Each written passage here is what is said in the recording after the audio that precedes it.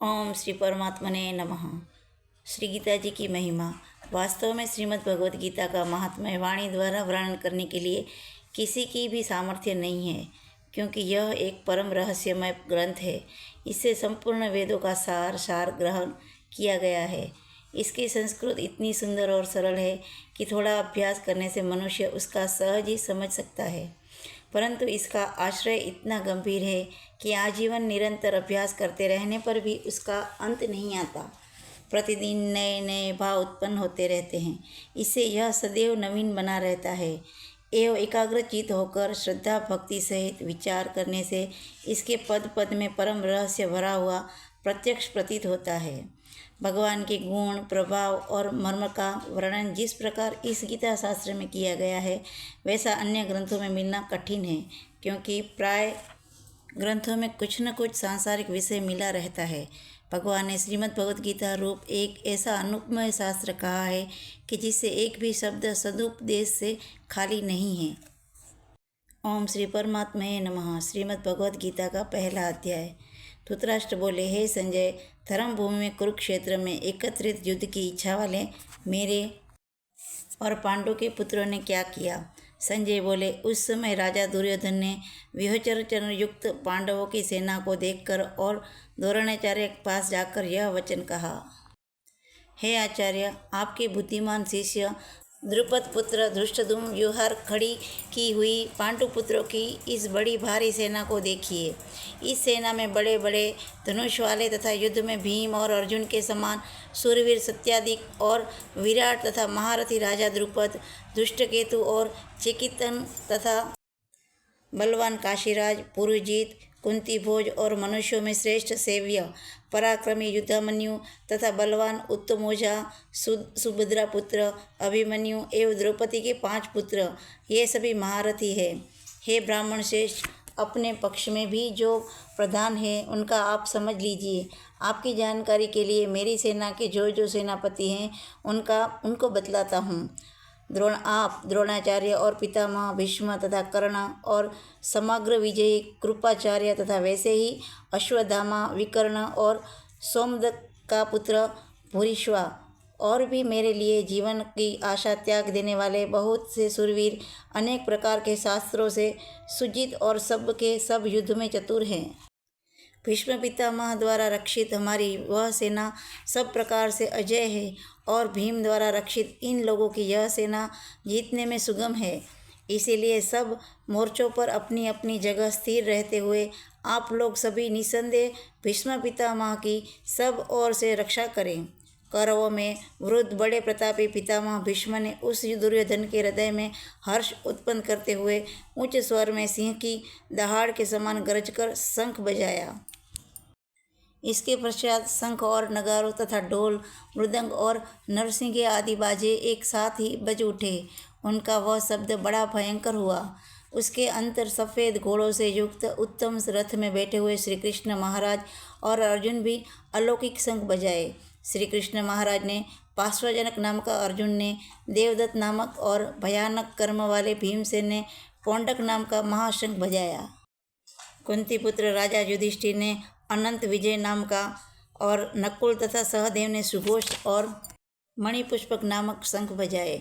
श्रेष्ठ धनुर वाले काशीराज और महारथी शिखंडी ने एवं धृष्टद्युम्न तथा राजा विराट और अजय सात्विक राजा द्रुपद एवं द्रौपदी के 5 पुत्रों और बड़ी भुजा वाले सुभद्रा पुत्र अभिमन्यु, इन सभी ने, हे राजन, सब ओर से अलग अलग शंख बजाए और उन भयानक शब्द ने आकाश और पृथ्वी को भी गुंजाते हुए धृतराष्ट्र अर्थात आपके पक्ष वालों के हृदय विदीर्ण कर दिए। हे राजन, उसके बाद कपिध्वज अर्जुन ने मोर्चा बांधकर डटे हुए धृतराष्ट्र संबंधियों को देखकर उस शस्त्र चलने की तैयारी के समय धनुष उठाकर हर्षिकेश श्री कृष्ण महाराज से यह वचन कहा, अच्युतम, मेरे रथ को दोनों सेनाओं के बीच में खड़ा कीजिए और जब तक कि मैं युद्ध क्षेत्र में डटे हुए युद्ध के अभिलाषी इन विपक्षी योद्धाओं को भली प्रकार देख लूं कि इस युद्ध रूप व्यापार में मुझे किन किन के साथ युद्ध करना योग्य है, तब तक उसे खड़ा रखिए। दुर्बुद्धि दुर्योधन का युद्ध में हित चाहने वाले जो ये राज लोग इस सेनाओं में आए हैं, इन युद्ध करने वालों को मैं देखूंगा। संजय बोले, हे धृतराष्ट्र, अर्जुन द्वारा इस प्रकार कहे हुए महाराज श्री कृष्णचंद्र ने दोनों सेनाओं के बीच में भीष्म और द्रोणाचार्य के सामने तथा संपूर्ण राजाओं के सामने उत्तम रथ को खड़ा करके इस प्रकार कहा कि हे पार्थ, युद्ध के लिए जुटे हुए इन कौरवों को देख। इसके बाद पृथापुत्र अर्जुन ने उन दोनों ही सेनाओं में सीता, ताऊ, चाचाओं को, दादा, परदादाओं को, गुरुओं को, मामाओं को, भाइयों को, पुत्रों को, पौत्रों को तथा मित्रों को, ससुरों को और सुहृदों को भी देखा। उन उपस्थित संपूर्ण बंधुओं को देखकर वे कुंती पुत्र अर्जुन अत्यंत करुणा से युक्त होकर शोक करते हुए एवं वचन बोले। अर्जुन बोले, हे कृष्ण, युद्ध क्षेत्र में डटे हुए युद्ध के अभिलाषी इस स्वजन समुदाय को देखकर और मेरे अंग स्थिर हुए जा रहे हैं और मेरा मुख सूखा जा रहा है तथा मेरे शरीर में कंप एवं रोमांच हो रहा है। वेका उत्तराद और हाथ से गांडीव धनुष गिर रहा है और त्वचा भी बहुत जल रही है तथा मेरा मन भ्रमित सा हो रहा है, इसीलिए मैं खड़ा रहने के भी समर्थ नहीं हूँ। हे केशव, मैं लक्षणों को भी विपरीत ही देख रहा हूँ तथा युद्ध में स्वजन समुदाय को मारकर कल्याण भी नहीं देखता।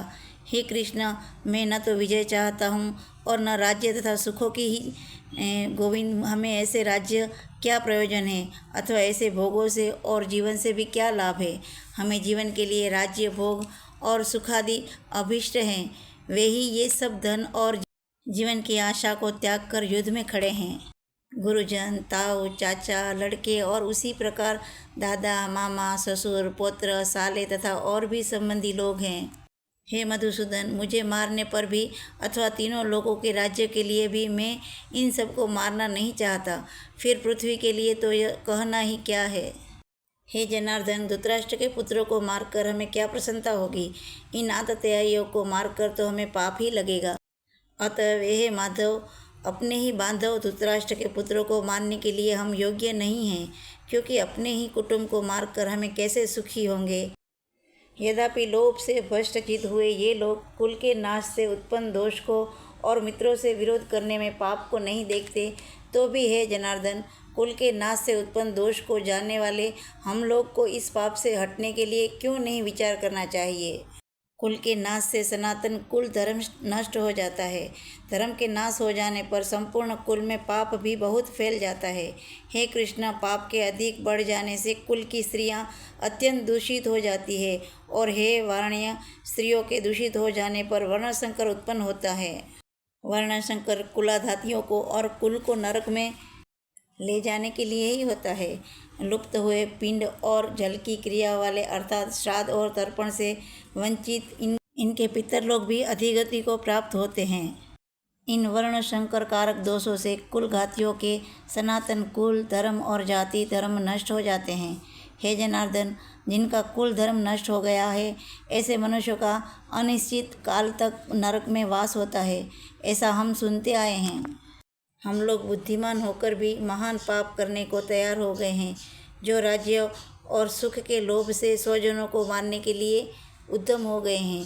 यदि मुझ शस्त्रहित एवं सामना न करने वालों को शस्त्र हाथ में लिए हुए धृतराष्ट्र के पुत्र रण में मार डाले, तो वह मारना भी मेरे लिए अधिक कल्याणकारक होगा। संजय बोले, रणभूमि में शोक से उद्विग्न मन वाले अर्जुन इस प्रकार कहकर बाण सहित धनुष को त्याग कर रथ के पिछले भाग में बैठ गए। ओम तत्सिद्ध। श्रीमद्भगवद्गीता सुपनिषद ब्रह्म विद्या में योग शास्त्र के श्री कृष्ण अर्जुन संवाद अर्जुन विषाद योग नाम प्रथम अध्याय संपूर्ण। गीता पढ़ने पर मनुष्य को बहुत सी नई जानकारियाँ भी मिलती है। साथ ही हर अध्याय के नियमित पाठ का अपना लाभ और महत्व है। भगवान शिव ने देवी पार्वती को गीता के पहले अध्याय का पाठ का महत्व जो बताया है, वह हम आपको सुनाते हैं। एक समय पार्वती जी ने पूछा कि हे महादेव जी, किस ज्ञान से बल पर संसार के सब लोग आपको शिव कहकर पूछते हैं। मृगछाला ओढ़े और अपने सभी अंगों में शमशान की विभूति लगाए, गले में सर्प और नरमुंडों की माला पहने हुए हैं। इनमें से तो कोई भी पवित्र नहीं, फिर आप किस ज्ञान से पवित्र माने जाते हैं। तब महादेव ने उत्तर दिया कि हे प्रिय, सुनो, मैं गीता ज्ञान का अपने हृदय में धारण करने से पवित्र माना जाता हूँ। इस ज्ञान से मुझे बाहर के कर्म नहीं व्यापते। तब पार्वती जी ने कहा कि हे भगवान, जिस गीता ज्ञान की आप ऐसी स्तुति करते हैं, उसके श्रवण करने से कोई कृतार्थ भी हुआ है? महादेव ने उत्तर देते हुए कहा कि हे, इस ज्ञान को सुनकर बहुत से जीव कृतार्थ हुए हैं और आगे भी होंगे। मैं तुम्हें एक पुरातन कथा कहता हूँ, तुम सुनो। एक व्यक्ति था जो चांडालों के कर्म करता था और तेल नमक का व्यापार करता था। उसने एक बकरी पाली। एक दिन वह बकरी चराने के लिए वन में गया और वृक्ष से पत्ते तोड़ने लगा। वहाँ उसे एक सांप से डस लिया, जिससे वह तुरंत मर गया। मरने के बाद उसने बहुत से नरक भोगे और फिर उसका जन्म बैल के रूप में हुआ। उस बैल को एक भिक्षुक ने मोल पर लिया। वह भिक्षुक उस पर चढ़कर सारे दिन मांगता और जो कुछ भिक्षा मांग कर लाता वह उसे अपने परिवार के साथ मिलकर खाता, और वो बैल सारी रात द्वार पर खड़ा हो रहता, उसके खाने पीने का भी ख्याल नहीं करता था। जब सुबह होती, बैल पर चढ़कर फिर मांगने निकल जाता। जब बहुत दिन हो गए तो वह बैल भूख से गिर गया, लेकिन उसके प्राण नहीं निकले। नगर के लोगों ने देखा और उस बैल को कोई तीर्थ का फल दे तो कोई व्रत का फल दे, तब भी उस बैल के प्राण नहीं छूटे। एक दिन गणिका आई। उसने लोगों से पूछा, यह कैसी भीड़ है? तो उन्होंने कहा कि इसके प्राण नहीं निकलते, अनेक पुण्यों का फल दे रहे हैं तो भी उसकी मुक्ति नहीं होती है। तब गणिका ने कहा कि मैंने जो कर्म किया है उसका फल मैंने इस बैल को दिया है। इतना कहते ही बैल की मुक्ति हो गई। तब बैल ने एक ब्राह्मण के घर जन्म लिया। पिता ने उसका नाम सुशर्मा रखा। उसके पिता ने उसे पढ़ाया लिखा। उसको अपने पिछले जन्म की सुधि थी। उसने एक दिन मन में विचार किया, जिस गणिका ने मुझे बैल की योनि से छुड़ाया था उसका दर्शन करूं। विप्र चलते चलते गणिका के घर गया और कहा, आप मुझे पहचानती हैं? गणिका ने कहा, मैं नहीं जानती हूँ, तुम कौन हो? तब उसने कहा कि मैं वही बैल हूँ जिसको आपने अपने पुण्य दिए थे। तब मैं बैल की योनि से छूटा था। अब मैं विप्र के घर जन्मा हूँ। आप अपना पुण्य बताएं। गणिका ने कहा कि मैंने अपने जानते हुए तो कोई पुण्य नहीं किया, परंतु मेरे घर एक तोता है, वह रोज़ सवेरे कुछ पढ़ता है, मैं उसका वाक्य सुनती हूँ। इस पुण्य का फल मैंने तुम्हें दे दिया। तब विप्र ने तोते से पूछा कि तुम सवेरे क्या पढ़ते हो? तोते ने कहा, मैं पिछले जन्म में विप्र का पुत्र था। मेरे पिता ने मुझे गीता के पहले अध्याय का पाठ सुनाया करते थे। एक दिन मैंने गुरु से कहा कि मुझको आपने क्या पढ़ाया है? तब गुरुजी ने मुझे शाप दिया कि तू तोता बन जा। उसके बाद में मैं तोता बन गया। एक दिन बहेलिया मुझे पकड़ कर ले गया और एक विप्र ने मुझे मोल से ले लिया। वह विप्र भी अपने पुत्र को गीता का पाठ सिखाता था। तब मैंने भी यह पाठ सीख लिया। उसी दिन विप्र के घर में चोर घुस गए। उन्हें धन तो प्राप्त नहीं हुआ, लेकिन वह मेरा पिंजरा उठा ले आए। उनकी यह गणिका मित्र थी, वह मुझे उसके पास ले आए। सो मैं नित्य प्रातः गीता जी के पहले अध्याय का पाठ करता हूँ, जिसे यह गणिका सुनती है। पर इस गणिका को समझ में नहीं आता। जो मैं पढ़ता हूँ वही इस गणिका ने मेरे निमित्त दिया था। वह श्री गीता जी के पहले अध्याय का फल था। तब विप्र ने कहा कि हे तोते, तू भी विप्र है, मेरे आशीर्वाद से तेरा कल्याण हो। सो हे पार्वती, विप्र के इतना कहते ही वह तोता भी मुक्ति को प्राप्त हो गया। तब गणिका ने बुरे कर्म छोड़ भले कर्म ग्रहण किए और नित्य स्नान करके श्री गीता जी के प्रथम अध्याय का पाठ करना शुरू कर दिया, जिससे उसकी भी मुक्ति हो गई। ऐसा है गीता के प्रथम अध्याय के पाठ का महत्व। तो हमें भी प्रतिदिन अपने घर पर गीता जी का प्रथम अध्याय जरूर पढ़ना चाहिए या सुनना चाहिए। जय श्री कृष्ण। जय श्री कृष्णा।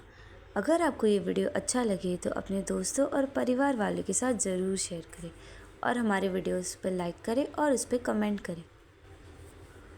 हमारे चैनल को ऐसे ही प्यार देते रहे और उस पर सब्सक्राइब करें। धन्यवाद। जय श्री कृष्णा।